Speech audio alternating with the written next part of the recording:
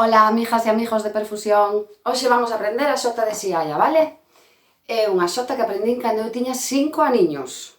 Anda que non foron anos. Xiaia é unha parroquia de Malpica de Bergantiños e é unha xota moi bonita.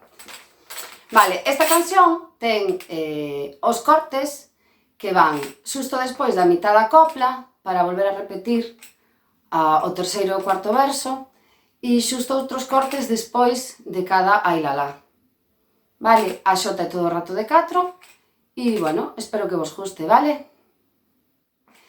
Bueno, antes de empezar, acordarvos de que sempre vos ensino cousas coa tradición oral. Entón pode haber algún cambio con respecto a xente que sepa esta canción, vale? Que pode ser que aprenderá de diferente maneira, ok?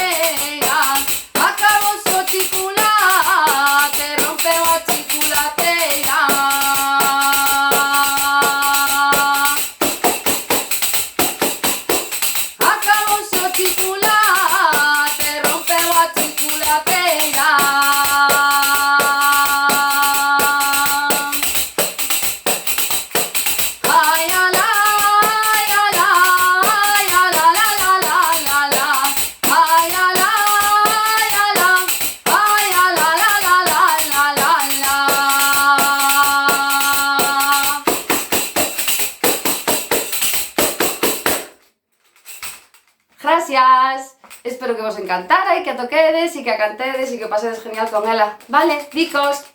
Hasta outra!